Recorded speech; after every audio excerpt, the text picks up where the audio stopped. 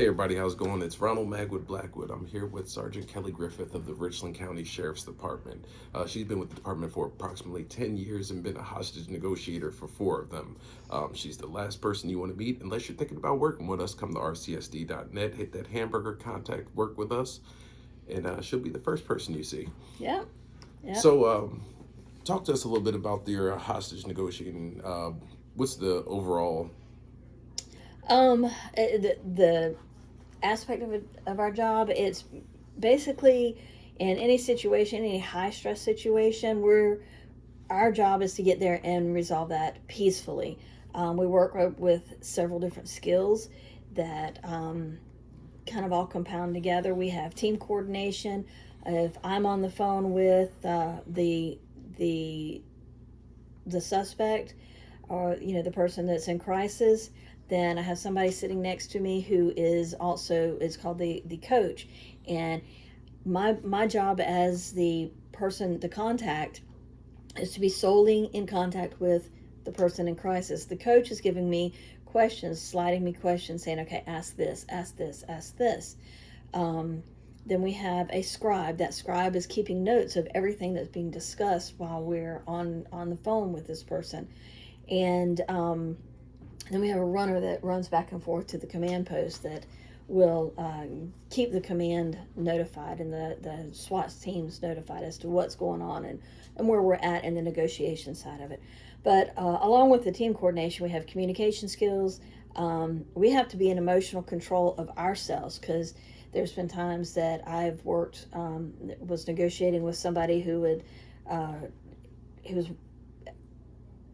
was being charged with murder and attempted murder. I cannot. I had to keep my emotions in control. It doesn't matter what they've done. My job is to make sure that they come out peacefully and nobody's harmed, and then our guys go home, guys and gals go home peacefully. That's to work out a solid end of it, and all that's done through, a lot of training, and like we do a lot of on the job training, and it definitely is honed through my normal job as a trainer in the department. I do a lot of negotiating on that Absolutely. side as well. So would you say your attitude, your emotions play a fact in how the hostages or the person you were talking with acts? Does your emotions play off of, or does his play off of yours? Theirs will play off of ours. So that's why we have to remain in a calm, composed state, because if I get excited, they're already in a heightened state Mm-hmm. of stress.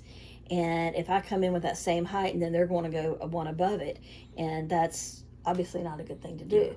So you need to make sure that you're keeping your stress level low, keeping it low. Look, man, we can get through this. This is something we can handle. And, we can talk about what these charges are when you come out. It's not, ever if you come out, because that's giving them an option. Yeah. And it's when. It's always the when. Gotcha. So that goes a little bit into my next question. How does human hacking work in hostage negotiations? Um, Human hacking really sounds like a horrible thing, but it we use it a lot in negotiations, a whole lot. Um, Again, it goes back to, there's different things that we do, like building the rapport. Active listening is huge. You can have somebody that is, going through just so much, and all they really wanted is somebody to talk to, so they just shut up and listen. Sometimes is all you have to do is just shut up and and listen to what they're saying, because there are so many clues in what people say. Mm-hmm. And just an emotional, or we call them verbal cues, verbal, acknowledgments. Mm-hmm, yes. And as long as they're talking, then they're getting it out of their head. And once they get it out of their head, they talk it through, then they start feeling better, meaning their emotions are coming down, they're going to think clearer. So active listening is extremely huge in it. And then we have to make sure that um, are we have to build a rapport with them. The number one thing we do not do is, there's two things. Number one is say, lie to them. If they catch you in a lie, you're done as a negotiator, because then they do not trust you. And it goes back to, we built rapport with them, and then if they catch us in a lie, then we've lost it. You either need to put somebody else on, change the contacts. And then the number 2 is, we never, ever, ever use the word "I understand," because that's basically going to send them back up. Do you really understand? Unless you have truly been through what they're going through, you don't understand what's happening to them. Kind of like talking to a suicidal person. Exactly. I mean, and it's not only just as a hostage negotiator. We negotiate people who are in crisis, and they've actually renamed our team. Instead of a hostage negotiations team, we are a crisis negotiations team. So this is for anybody that's in crisis. So human hacking, it's talking about the psychological techniques and strategies that we use to influence people. But in essence, we do that a lot. Every day on the street. Every day. And I don't think a lot of our deputies realize how much they do this. Yeah. So, we kind of talked about it a little bit, the relationship between social engineering the person and your negotiations. Having to be able to, like you said, you be an active listener and let them possibly give you what you're looking for, and then kind of piece that together and use that to help influence them to get them to do what you want. So how... on the social engineering side of Yeah. it? Okay, so if you look at social engineering, it's if you just take the word social engineering, you think of cybersecurity and on a deceptive side of cybersecurity. So it almost seems like an unethical thing. But in essence, we again go back to using the rapport that we've built and the take that psychological influence over somebody. The person that we're talking to, and we utilize that mental manipulation is what it boils down to. Mental manipulation of the person that's in crisis. I mean, I'm going to find hooks. I'm going to find things that they, oh yeah, I love to talk about my dogs. Okay, let's talk about your dogs. Yeah. And it just takes them totally off of what the point at hand is, what the issue at hand is. But if we can talk about the dogs, then that's going to bring their level down, their stress level, the endorphins, everything that makes them get in, stressful, is going to bring that down when they talk about something that you love. And that's inherently, it's something the body's going to do anyway. Yeah. So you try to find those hooks and work the hooks. So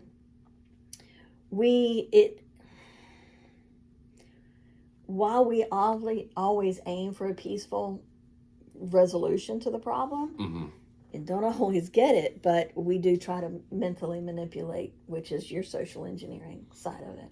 And that manipulation, if you will, helps you build more rapport. Like you said, if you talk absolutely. about the dogs, and you start talking about dogs, now you're relating on a different level, and then they trust you a little bit more than they did when you first got out there. Exactly. Now you're more than just some cop out there trying to get them to do what you want. Yes. Now you're the actual person.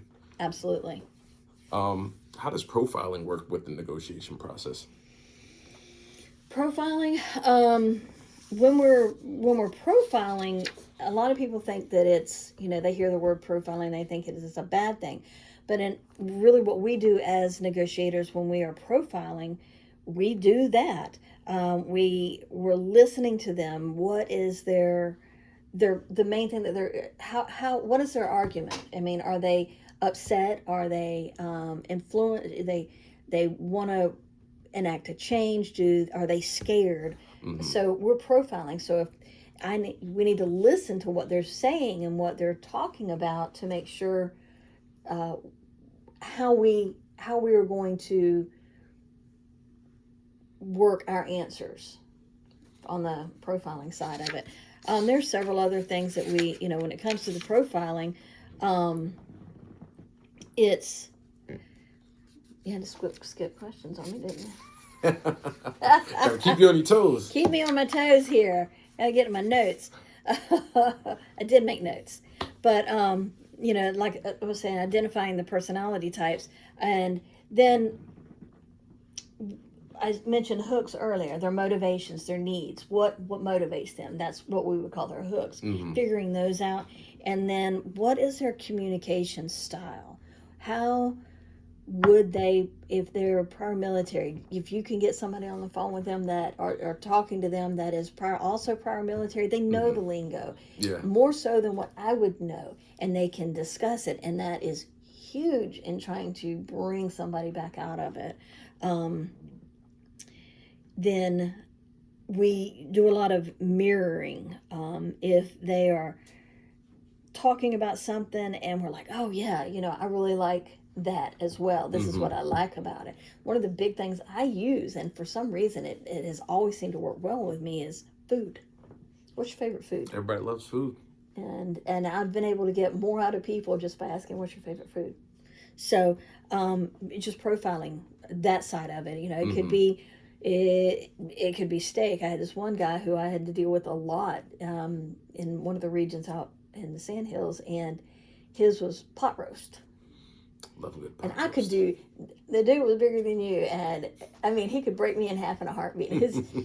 But I had his mom on speed dial, and I was like, okay, I got him again, but we're talking about pot roast. Yeah, food will definitely get it.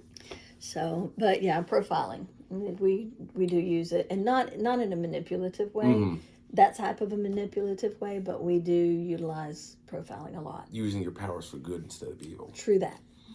It seems like there's always this relation between the good side of profiling, social engineering, and the bad side, which you always see. And, a lot of people don't realize that they both, The bad side's what makes the news. Absolutely. We're going to go back to the principles, the 8 principles. Okay. So you threw me on the 8 principles. You were talking about the get to the yes side of it, right? Yeah. Okay, the book. Okay. So let's talk about just 1 or 2 of them that you thought that played the most important role. All right, so let's look at these. I wrote them down. Number 5, know your best alternative to a negotiated agreement.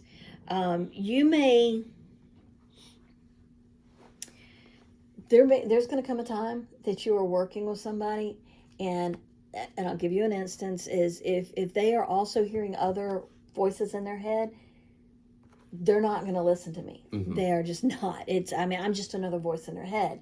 So my job as a negotiator may be just to hold their attention long enough so our SWAT teams, our SRT teams can build a plan. And it just, me keep them busy while they get the plan built. That's, you have to work from both sides of it. And you're constantly thinking, but you can't talk ahead of what you're saying. A lot of people, while they're listening, they've already formulated the answer to what you're saying. And that is the number one thing you cannot do. Absolutely. And that's, so knowing your best alternative to a negotiated agreement, we got to have backup plans. There's always a backup plan to everything that we do. So one of the other ones is generating the options for mutual gain.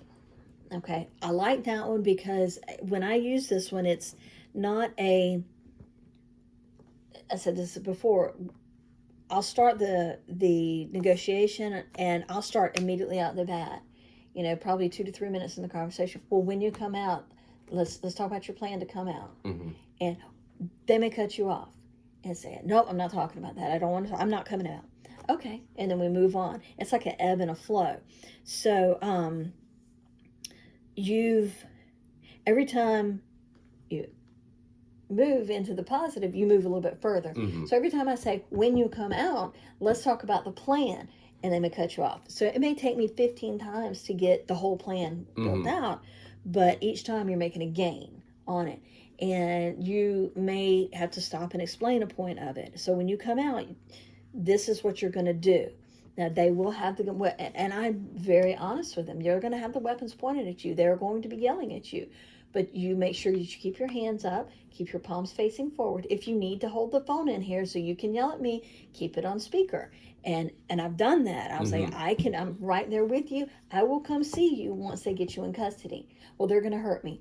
No, they're not. They are going to tell you to get down. They are going to put handcuffs. I'm not going to lie to them and tell Yeah. them, you know, this is Use that what is rapport going that to was built. happen.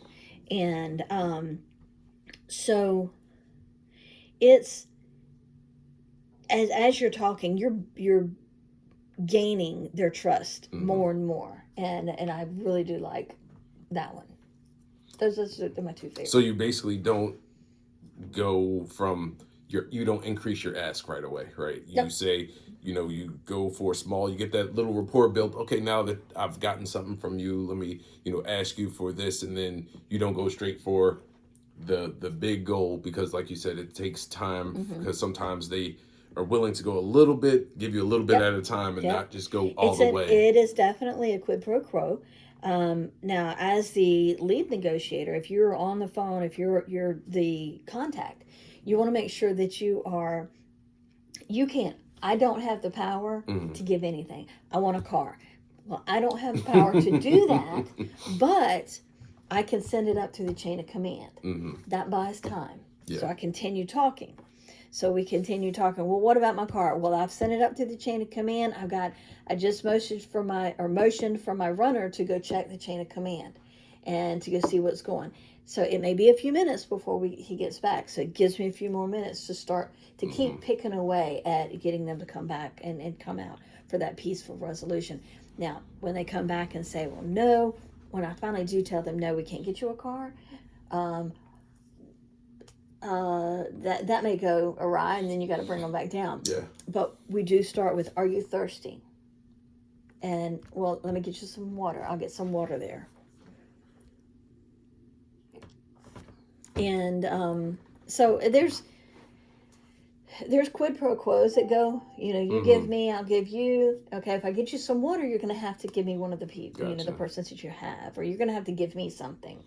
Okay, if I give you this water, you're going to have to, do A, B, C, X, Y, Z. Or it may just be A of the A, B, C, X, Y, Z, but I'm going to get something out of it from what you get. One of the other things that we like to do is emotionally label. Well, what I hear is you sound, and I'm not going to agree with you. I'm pissed off. Okay, what I hear is that you're upset. Yes, I'm upset. Okay, tell me why. And you ask a lot of open-ended questions when you're talking to them. But I do love it. It is nerve-wracking. Not all of them end how you want them to end. Yeah. I mean, I've had several that through working in the team that just did not end well, but you have to understand that that's not always something that you have control over. Absolutely. Well, those are our questions for the day, and I thank you for your time. Very interesting job. It sounds like something that would be fun to take part in someday. It is very, I want to say fun, but it's it's enjoyable. Like I said, it took me 3 years of writing letters. Well, actually more than that, of writing letters, trying to get on the team, trying to get accepted. And then it took me, after they said, okay, you can try out for the team, it was almost 8 months before I could, do going through the tryouts to get on the team. So you got to learn how to talk. Verbal judo. Verbal judo.